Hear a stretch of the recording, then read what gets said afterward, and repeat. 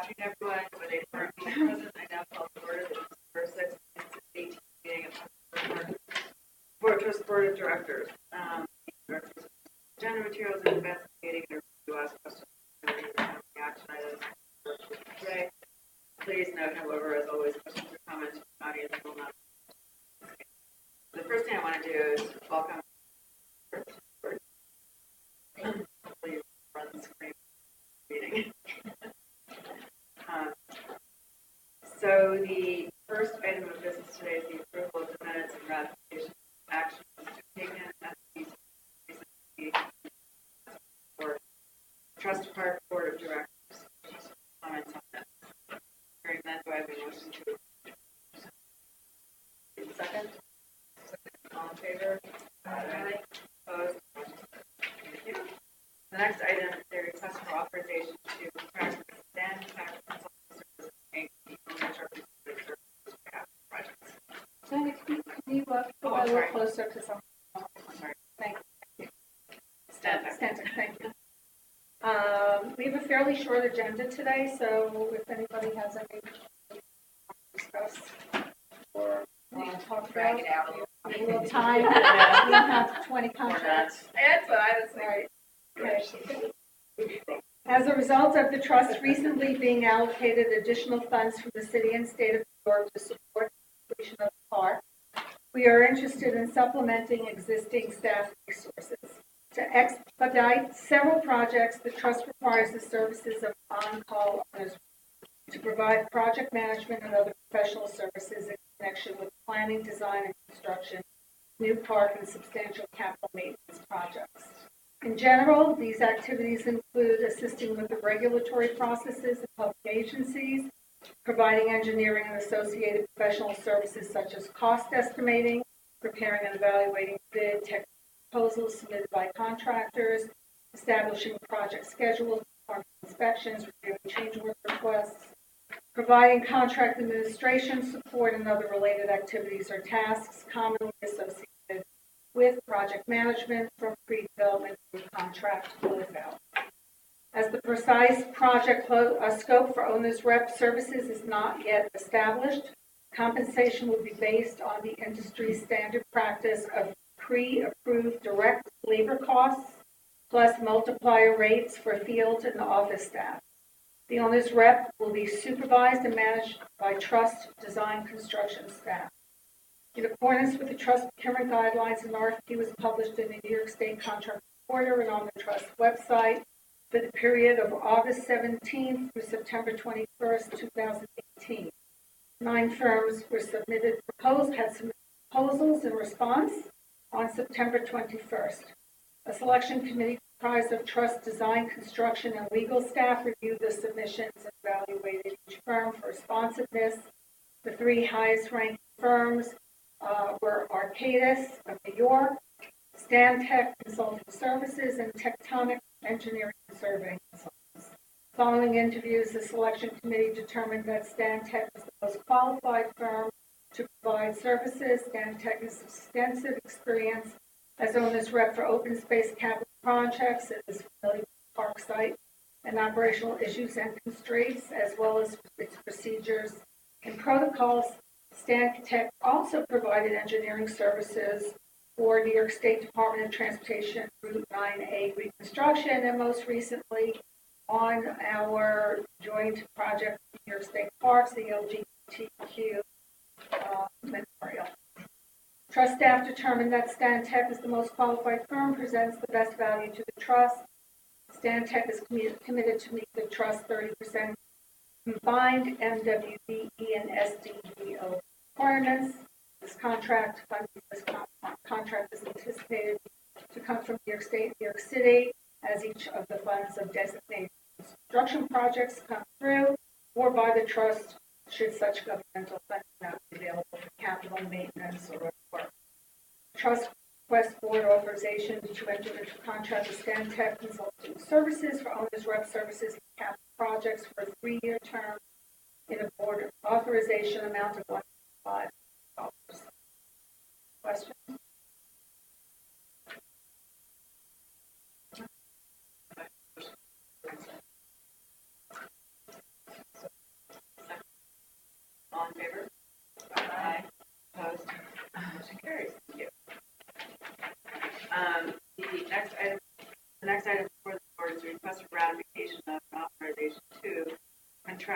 Specialty Construction System, Inc. for emergency Pier 40 walkway.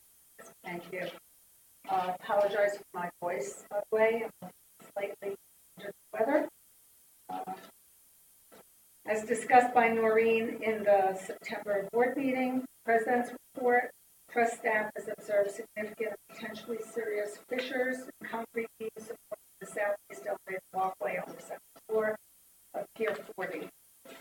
In addition, corrosion of metal decking supports for the elevated walkway above the affected beams have been detected. The elevated walkway deterioration requires immediate attention and is now closed to the public. In order to address these issues, the trust sought a contractor for the demolition and replacement of the elevated walkway, lightly weight concrete. Due to the urgency of these circumstances, the trust determined emergency procurement was the most expedited method to procure the necessary services. The trust released its RFP for the emergency procurement of construction services for Pier 40 elevated walkway replacement on September 12, 2018, in the New York State Contractor Portal and on the trust website. 3 contractors submitted proposals by the trust deadline on October 12, 2018, including Specialty Construction System, Phoenix Marine Company, and TDI Construction. The committee comprised of trust staff, evaluated proposals based on the criteria set for the RFP, and determined that SCS, Special Construction System, provided the lowest qualified bid of $635,000. SCS has significant experience with concrete work on similar projects and start promptly and has a favorable history of trust. Funding for this contract is currently available from the trust capital maintenance budget, with funds expected to be available through the city of New York.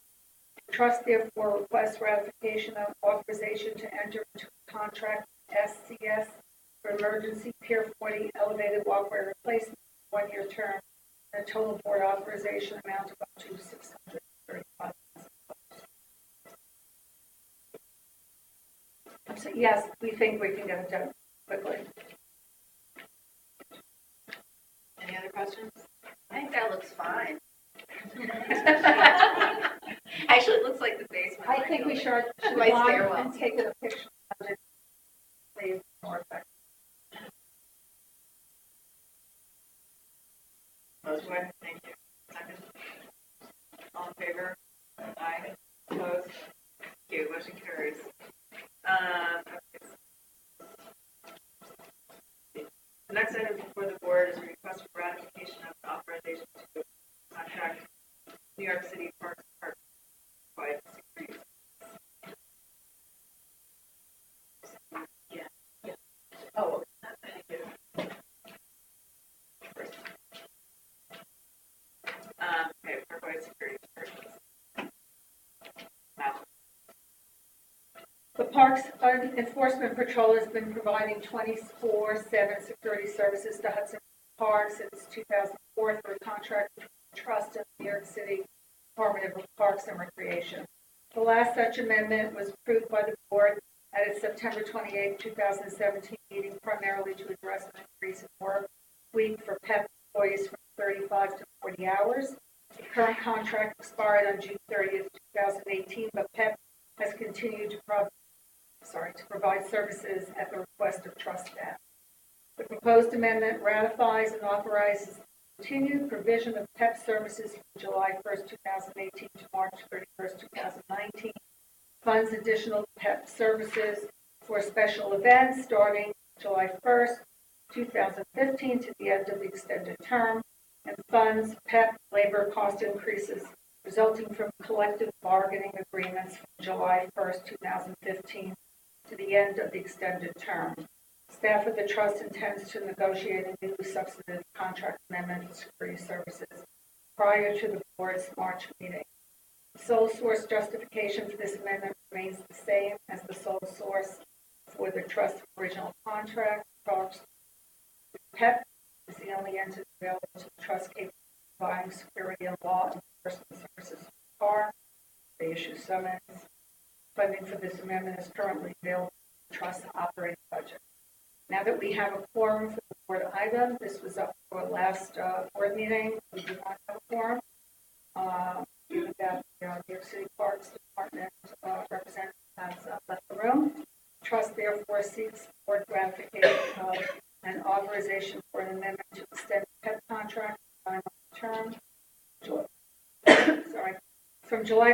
2018 through March 31st, 2019, and to increase the PEP contract amount by $1.5 million for a total board authorization amount of up to $37,098,134. And questions? How much was it last time? Dan, do you recall? I mean, we spend about $2.6 million a year. Yeah. On an annualized basis, it went up 2,000, primarily they increased.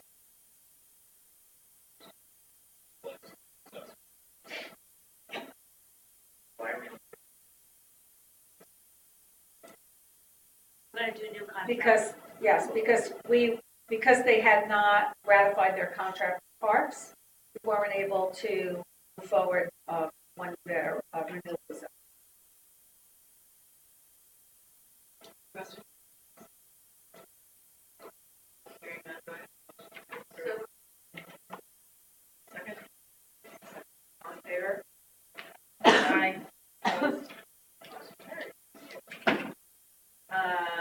Let's see. The next item for the board is request for adoption of 2018 River Park Trust.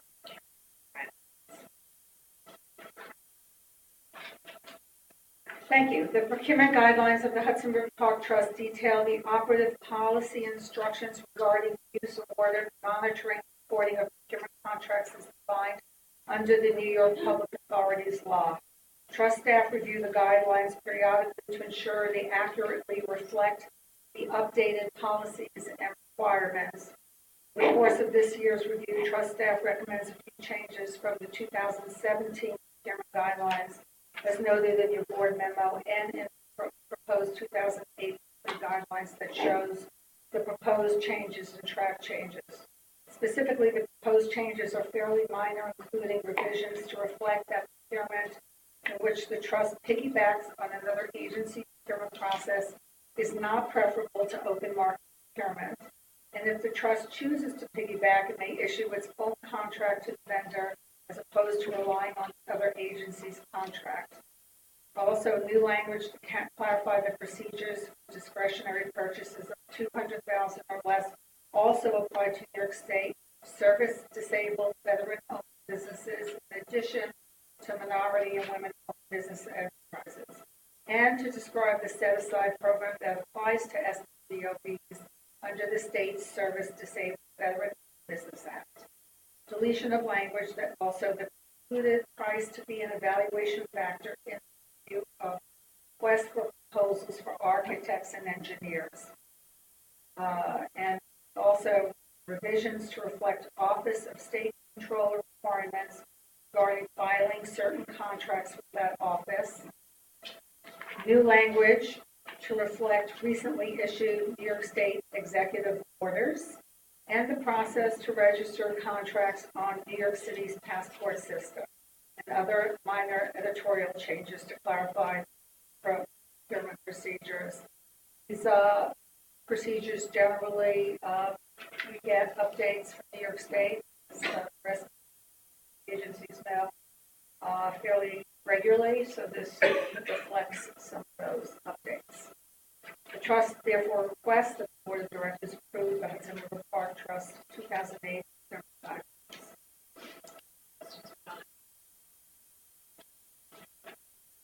Hearing none, do I have a motion to approve? So moved. In favor? Aye. Opposed? Motion carries. Thank you very much. Okay, and next item on the board is cost of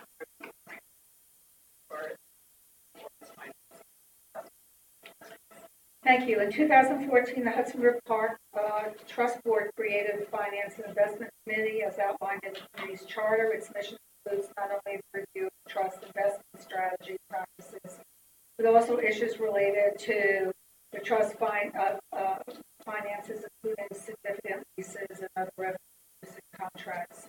This year, one of our directors, Paul Weisbrod, ended his service on the board.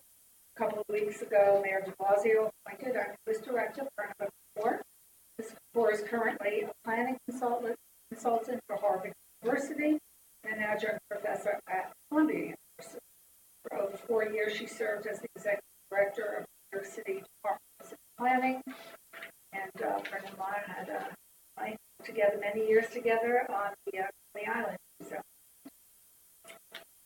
Prema has indicated a willingness to serve on the Finance and Investment Committee in lieu of Mr. Weisbrod, who also served. Trust staff therefore request the board approve the appointment of Director Kapoor to the board's Finance and Investment Committee. And all of us at the trust would want to welcome him. Questions? Thank you. Yeah, you. Do you have a motion to? Second? Second. All in favor? Aye. Opposed? Motion carried. We now have the. Thank you. Fall events in the park are now over. It's freezing outside. Now the trust staff is currently planning for next year's programs. Because construction is underway at Pier 26, the park's October Fall Fest was moved to Pier 25. Fall Fest brought together families from around New York to celebrate Halloween by dressing up, pumpkins, enjoying carnival rides, and other free activities. Activities added this year were compost talks, big sea fishing, as well as on-site dog adoptions. Another excellent event, one of my favorites, was the Pumpkin Smash on November 3rd, Chelsea Waterside Park. This is a fun and sustainable way to dispose of the old pumpkins. We had over 500 attendees that smashed 1,000 pounds of pumpkins to be used for composting for our composting. Not only was it a great arm workout, as I can attest to after smashing 2 pounds, but many parents informed us how exhilarating it was, a great way to stress. It was a great day of family fun. As a reminder, we now have 7 food waste collection points in the park and have collected over 75 pounds of food waste this year, which is a 50% increase from last year. And now, as a reminder, we compost about 400,000 pounds right now. So we have a considerable amount of activity on many of the piers that I will briefly describe. Please ask questions.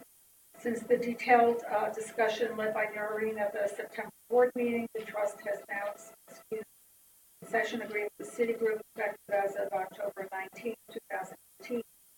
The installation and non-exclusive non-use of water taxi land on the south side of 25 to transport its employees in water taxi with a capacity of up to 49 passengers between its Jersey City and Manhattan offices between 9 and 4 p.m. on weekdays with limited operations on day, evenings, and weekends. Use of the water taxi will eventually eliminate Citigroup's transporting its employees between its offices by shuttle bus, eliminating approximately 15,000 bus trips each year. The Holland Tunnel.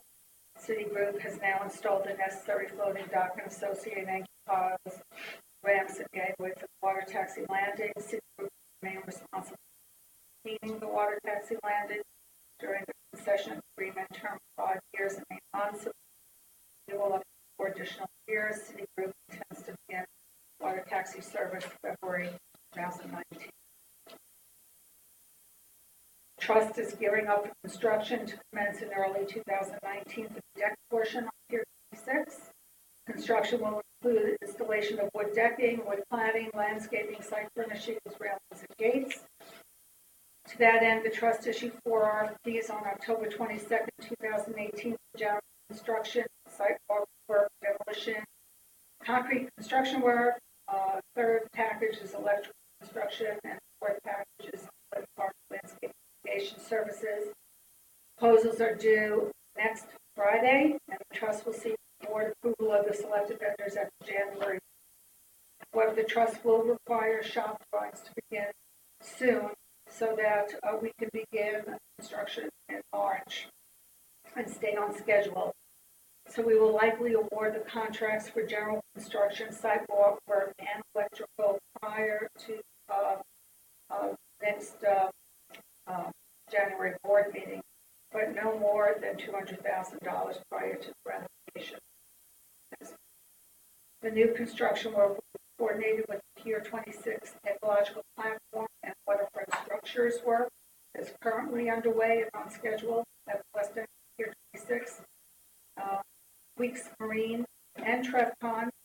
This is a separate subject. Does anybody have questions on that? Sorry. Weeks Marine and TrevCon are close to completing Phase 1 and Phase 2 Pier 40 pile rehabilitation work, with completion expected at the end of January, closeout to follow. This past week, the trust issued 2 new bid documents for Phases 3 and 4, with work expected to begin in May 2019. The CSO removal by Phoenix Marine will also be completed this week. Questions? The trust has also released an RFP for a qualified landscape architectural firm to design Gansevoort fences. The trust had received 21 responses to a request for qualifications issued this past fall, and now sent the RFP to the shortlisted firms, including Hargrave Jones, James Corner Field Operations, Michael Van Valkenburg, Ken Smith Workshop, Rogers Partners, and Star Whitehouse. Proposals in response to the RFP are due December 14th. The Trust Evaluation Committee, which includes board members on the design committee, expect to have a recommended firm selected for approval to the trust in January. Construction at both Piers 55 and 57 is ongoing. The first pump was installed at Pier 55 on Tuesday, and others are currently being installed on a daily basis. And this will continue throughout. As you may have noticed, the playgrounds at Pier 25 and Pier 51 have been closed as Deborah Bradley Construction completes the restoration of the play surfaces. Work is also ongoing at Pier 45 as we are giving a spot treatment to our oldest trees in the park before installing a new pavement and treatments. Paving is also ongoing on a portion of Pier 84, as well as I think we've just finished installing a new fire hydrant. All the work should be completed by April 2019. Pier 25 playground opening soon. The trust had released an RFP for a concession for the Pier 84 indoor-outdoor cafe. The trust received 8 responses to the RFP on November 26, 2018. An evaluation committee is now in the process of reviewing the proposals and interviewing the proposers as met the criteria contained in the RFP. The trust hopes to have a selection made in the next week or two so that the selected vendor can begin the interior fit-out work with the new restaurant opening in early summer 2019. As a reminder, we had done this 2 years ago in Black Tap. The designated provider had pulled out process, and therefore we have to go through the process again.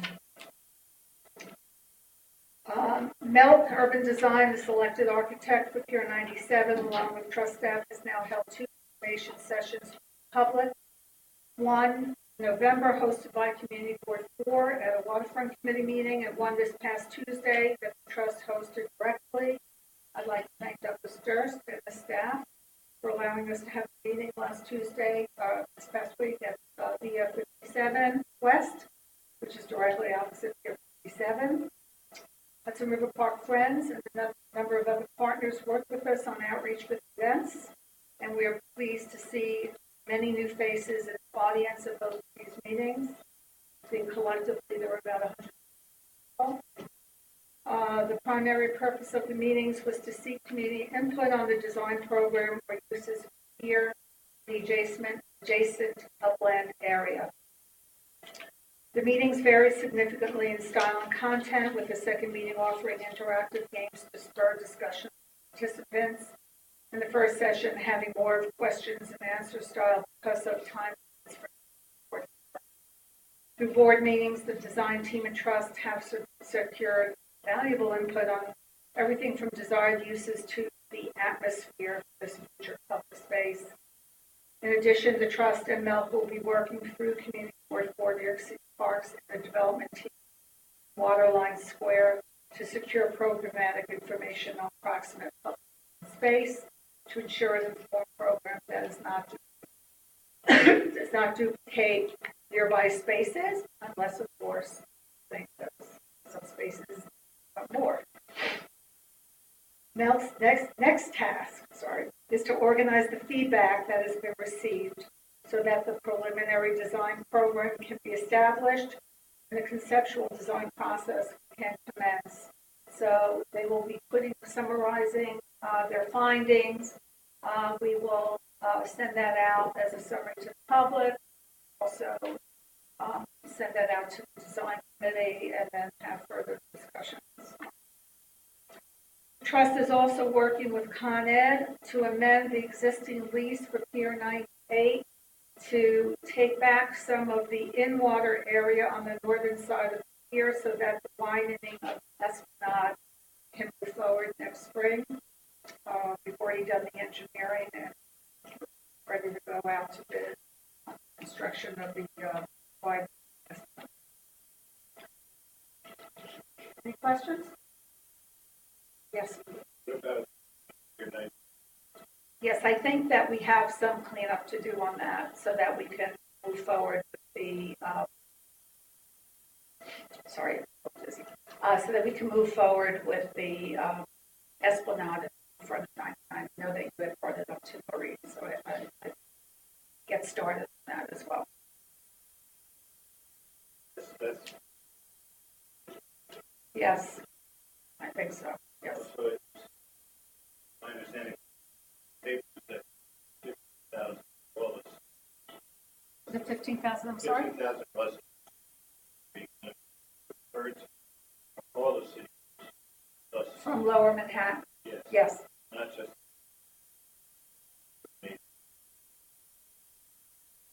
My understanding, and maybe I'm wrong because I wasn't at the last meeting of this, but my understanding is that when all of the personnel is consolidated into the Greenwich Street building, that those bus trips would come from the headquarters. If I'm wrong about that, and someone can correct me, but that's my understanding.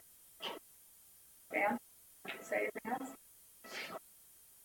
50,000 refer to the all bus trips from Lower Manhattan. using that. They've indicated to us that the ferry is integral to the transportation employees make the Greenwich Street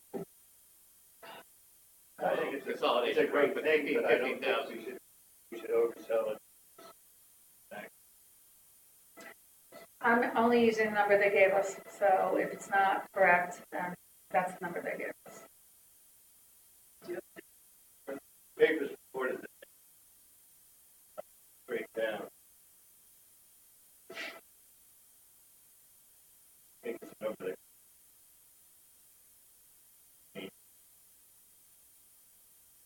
Okay. whatever it is, I mean, so, All right, I appreciate that, but that was the number they gave us, so. I would say okay.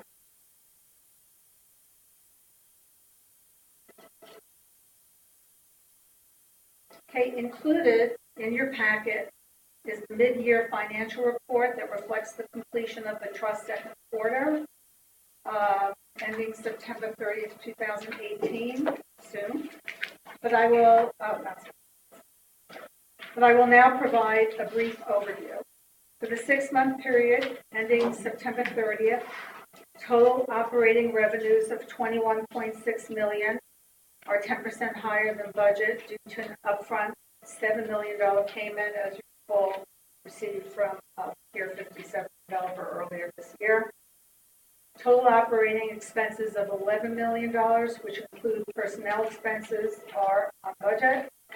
Capital expenditures for equipment are 21% lower than budget.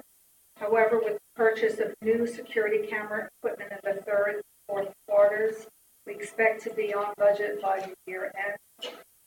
As a reminder, we're putting security cameras throughout our miles. Capital maintenance during the first 6 months of $15.9 million is 39% of the $42 million annual budget. $42 million, as a reminder, is part and parcel of the Pier 40 piles and also of Morton Street reconstruction, which is under the capital maintenance budget. 39% is due primarily to the deferral of several repair projects, to third and fourth quarters, and when the park is less busy.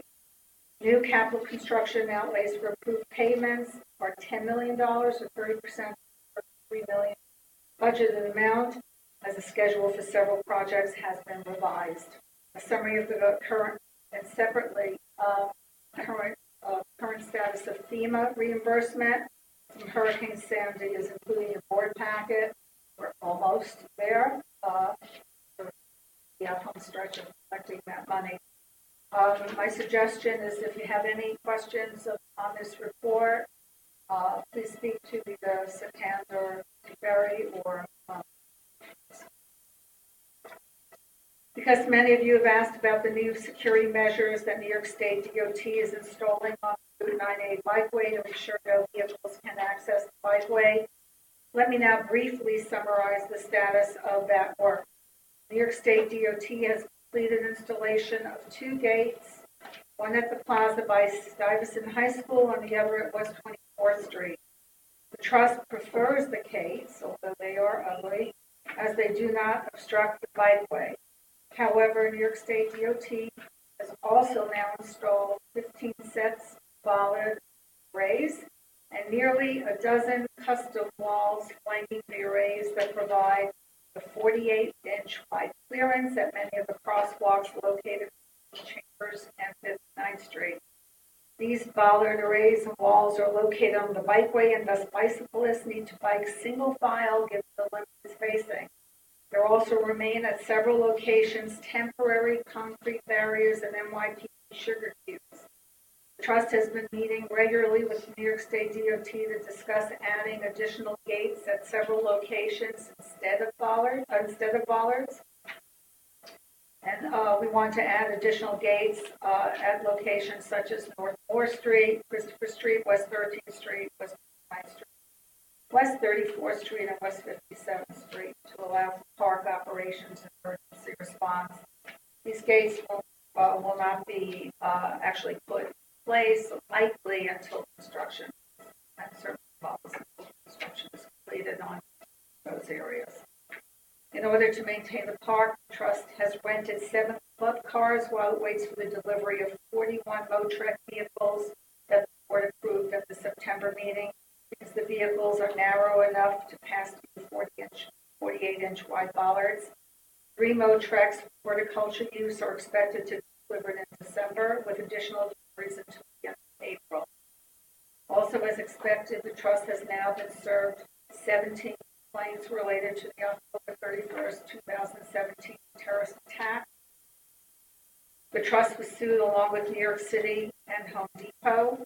We understand that separate lawsuits have been filed against New York State DOT in court of claims. Our attorney is reviewing all complaints. This was the attorney hired insurance company, as recall. We can continue conversations with the state regarding amending the master lease, our master lease, to address the 2013 Act Amendment, which calls for the state and city to indemnify the trust. Related to the bikeway, the New York City Council has introduced 4 bills which would legalize the use of more types of electric vehicles. The trust has had issues with e-bikes already using the bikeway, and we issue summons to catch them. Our park patrons consistently complain about these vehicles. They are causing more dangerous situations on the bikeway, especially now with followers being placed. I've been discussing this with the Speaker's office and have asked the bikeways be exempt from these bills. I do believe they are listening, and we will be testifying on this matter when they schedule the hearings, likely in February. We're coordinating with the Advisory Council, Hudson Park Friends, and the community boards who are also concerned. The Executive Chamber, in consultation with the Division of Homeland Security and Emergency Services, Office of Emergency Management, DISHES, required all state agencies and public authorities to prepare an emergency management operations effective October 2018. I know that you see in New York State parks this fire drill. The purpose of the protocol is to identify emergency procedures, services, and lines of communication that the trust will use to protect and keep its employees, contractors, tenants, permittees, and the public safe in the event of emergency situation within the park. It's quite a comprehensive exercise. The trust filed its emergency protocol plan in October and is currently revising it to respond to a few comments sent to us by Dishes. The protocol also includes the trust continuity of operations plan, or that group, to ensure the essential functions of the trust can be performed during a wide range of emergency and includes the procedures to be followed for recovery after an emergency. Once we have a final approved protocol by Dishes, we will provide a copy to all board members, and the trust emergency management team members will also maintain a full copy of the protocol in their offices and at home in the event that trust staff is unable to access Pier 40 during an emergency event. As noted in the protocol, in the event of an emergency, I will be responsible for reaching out to.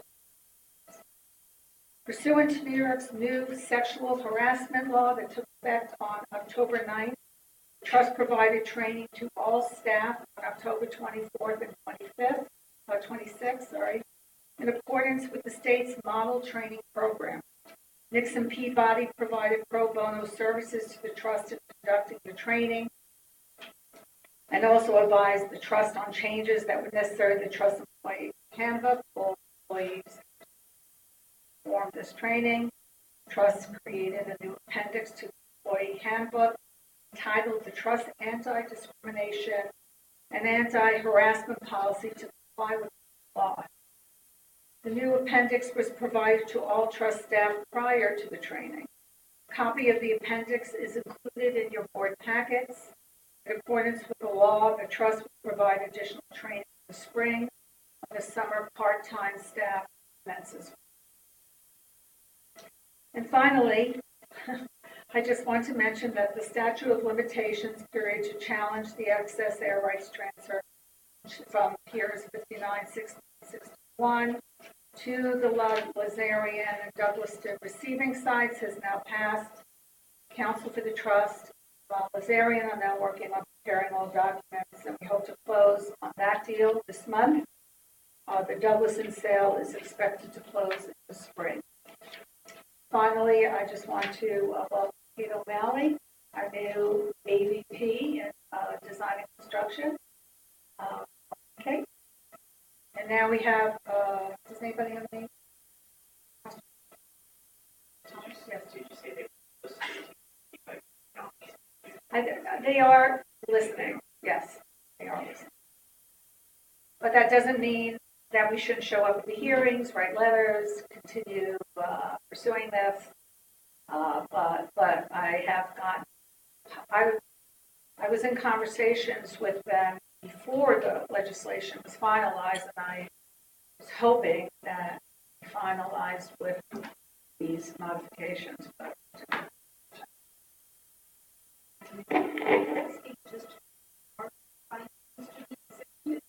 I think they are now considering all bike paths, the greenway and any greenway that might circle either Manhattan or the other boroughs to be exempt.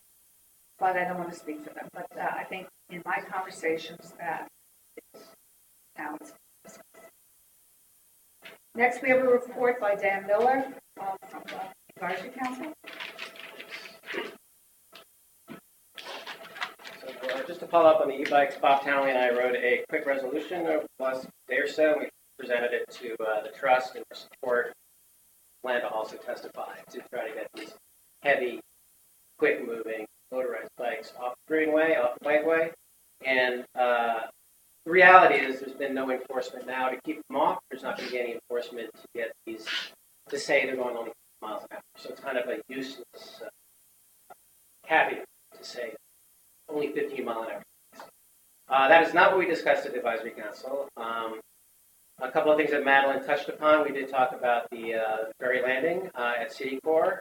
I think one of the issues with the Advisory Council is we only meet every other month, and it was my fault, but I didn't put it on the September calendar, and we kind of missed the whole city core ferry construction. So by the time we got to discuss it, it already had been corrected, and there were some folks that wanted to just opine about that. And I guess the long and the short of it was there was a request to actually connect with maritime experts for the dock was actually placed because there was concern on, I think they also heard this at the CB1 meeting, which did happen earlier, that there were emissions that were possibly going to affect the playground.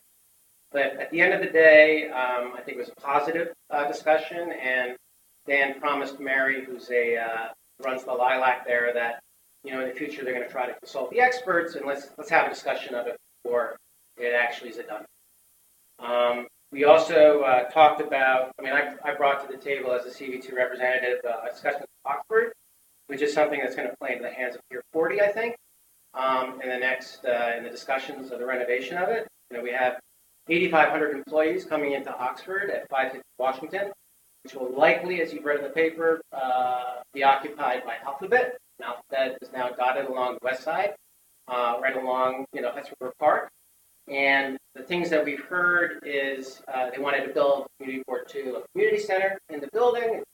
And our response to that is, well, why not take a look across the street and consider that as our park as maybe making more of a permanent donation across the street. There was also conversations about how these 8,500 employees are going to be using not only the subways, but also vehicles for drop-offs. So, and what we saw was kind of this idea to use Pier 40 as a drop-off zone. Nothing is on the record, but it's something that, turned on the warning lights, and I just thought that it was important for the advisory council to get ahead of this issue before it becomes a done. And then finally, advisory council members were frustrated about the floating billboards going up and down the Hudson, knowing that there's really nothing to do, but if there's any way that we can support any measures by the trust, we would happily embrace that. And any questions? Thanks.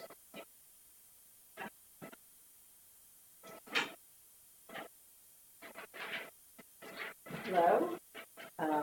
Welcome. Nice to see you again. The Friends had its October 11th gala, which was very successful, even though we needed to bring the whole thing indoors because of terrible weather.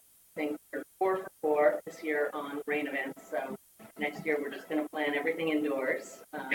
We raised $3.1 million, which was slightly less than our goal. We were short by about $70,000, but we had expenses slightly, so in the end we got very close to where we wanted to be. We finished our 2018 volunteer program at the beginning of December in the park. We had about 1,800 volunteers helping maintain the landscape with the Trust Horticulture Department, bringing about an additional $100,000 of value through volunteers to the staff, helping out with gardens and the plantings. We have just finished a restoration of one of the park's public artworks with a small grant provided by the Bank of America. One of the initiatives we're going to have the coming year is more of a focus in terms of our connection to the art world with donors that we have access to through several of our board members. So we're looking at starting a group, small at first, that will work on a combination of fundraising through people who are involved in the art world. Whether or not they know about the park is something that we have to learn as we meet them, and also with the goal of starting sort of a seed fund for public art maintenance in the park, which, up till now I don't think has had dedicated resources.